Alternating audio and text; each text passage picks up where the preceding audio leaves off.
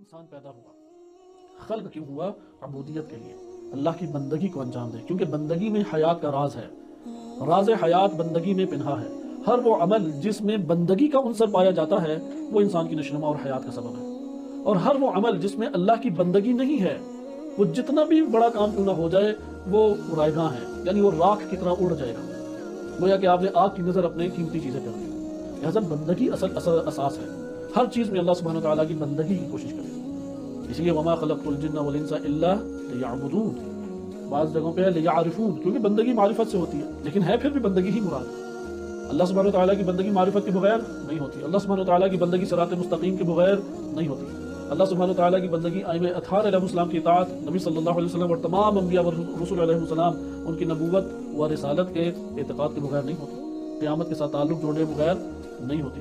لہذا بندگی اس میں بنیادی چیز ہے، بندگی کو مد نظر رکھنا چاہیے۔ اس لیے پہلا پیغام یہ تھا ان یعبد اللہ بالتوحید والاخلاص، اخلاص پہ گہری نگاہ رکھیں، فقط اللہ کے لیے انجام دیں۔ یہ نہ دیکھیں، مثلا یہ عموماً اجتماعی جگہوں پہ مسائل اخلاص کے زیادہ پیش آ جاتے ہیں، کیونکہ بعض اوقات قانون کی بنیاد پہ وہ کام کر رہا ہوتا ہے، اب کر رہا ہے اس نے اپنے نفس میں اس بات کو دہرا کے اپنے آپ کو خالص کرنا ہے، نہ یہ کہ قانون کی مخالفت کرنی ہے، معاشرے کو نقصان پہنچانا مقصود نہیں ہے، مقصود یہ ہے کہ اپنے نفس کے اندر ترقی کرے کہ اللہ میں تیری خاطر یہ کام کر رہا ہوں، کہ اس سے اجتماعی دنیا وابستہ ہوتی ہے، خدمت کا تیری ذات نے مجھے موقع دیا ہے، اور اس طرح سے کئی چیزیں ہیں کہ خالص کریں۔ آئیں دوسرا جو پیغام تھا وخلع الانداد، اللہ کے شریکوں کو قبول نہ کریں، جتنے ند ہیں یعنی اللہ کے مقابلے میں جتنے ند ہیں انہیں خلع کریں، انہیں ختم کریں، ان کا انکار کریں۔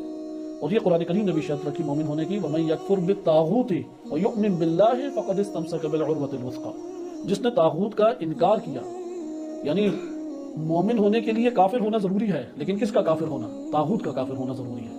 وَمَن يُؤْمِن بِاللَّهِ وَمَن يَكْفُرْ بِالطَّاغُوتِ، جس نے طاغوت کا کفر کیا، اگر یہ طاغوت کا کفر نہ وہ مومن ہو سکتا ہے؟ ہر نوع کفر مذموم نہیں ہے، وہ نوع کفر مذموم ہے کہ جو اللہ تعالیٰ سے انسان کا تعلق توڑ بیٹھے، جو بندگی کے خلاف ہے، جو توحید کے خلاف ہے، وہ اللہ طاغوت کے کافر ہونا ضروری ہے۔